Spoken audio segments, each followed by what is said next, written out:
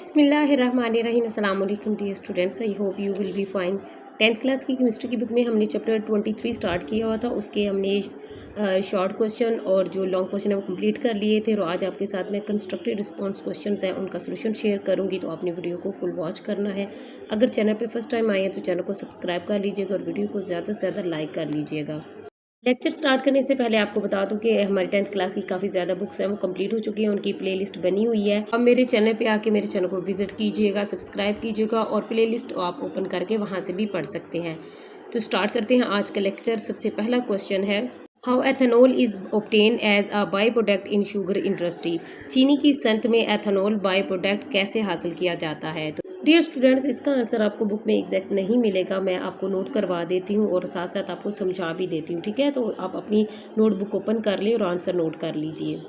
Answer है इसका, ethanol is produced by fermenting molasses water and yeast are added to molasses where yeast enzyme convert sugar into ethanol. अब प्यारे बच्चों, जैसे कि नीचे मैंने फार्मूला लिखा हुआ है, देखिए सबसे पहला ये वो चीज़ है, ये उसका फार्मूला है जो शीरा हमारे पास बच गया था, ठीक है, स्क्रोज का। और उसमें जब हम पानी और ईस्ट एंजाइम मिलाते हैं तो फिर हमारे पास आगे एथेनॉल बन जाता है, ठीक है। ये आप बेशक इसको अंडरलाइन करके नीचे एथेनॉल लिख सकते हैं। और उसके बाद गैस बनती है, ठीक है। अब ये सारा प्रोसेस कैसे होता है मैं आपको समझाती हूँ ताकि आपको अच्छे से इस आंसर की समझ आ जाए। प्यारे बच्चों, जब हम शुगर मिल में गन्ने से चीनी बनाते हैं ना, तो चीनी के साथ एक चीज़ बच जाती है जिसे शीरा कहते हैं, यानी मोलासिस, ठीक है।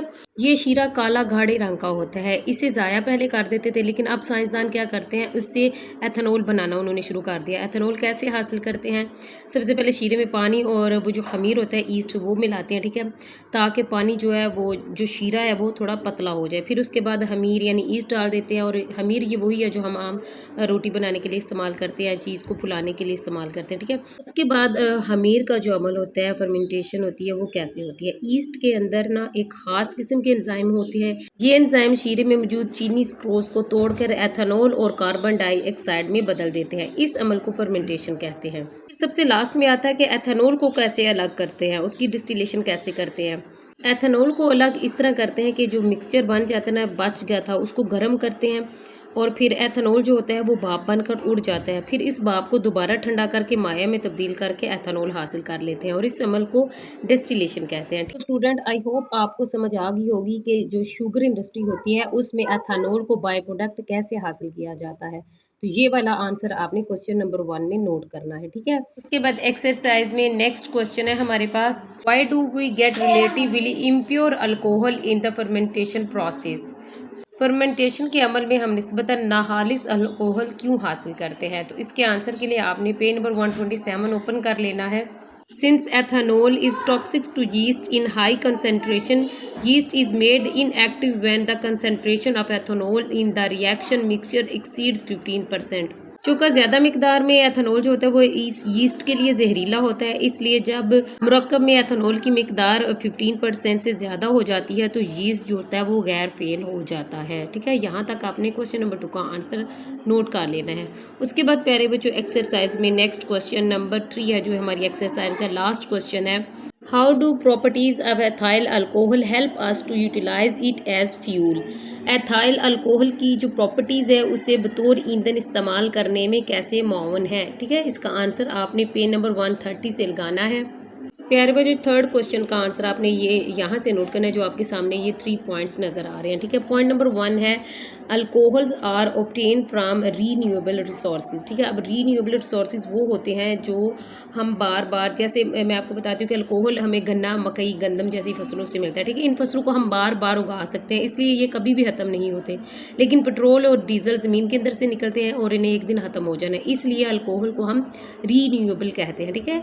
आई होप कि आपको समझ आ गई होगी। फिर उसके बाद सेकंड पॉइंट है, burning of alcohols doesn't produce oxide of sulphur which make them environmental friendly as compare to fossil fuel.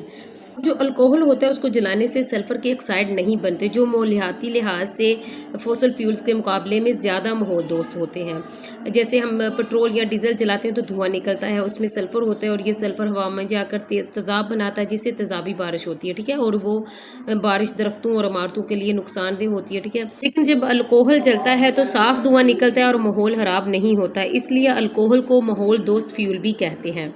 उसके बाद थर्ड पॉइंट है alcohol have higher fuel efficiency as compare to petrol और diesel fuel. Alcohol की fuel efficiency petrol और diesel से ज़्यादा होती है। एफिशिएंसी का मतलब है ज़्यादा काम करना, ठीक है।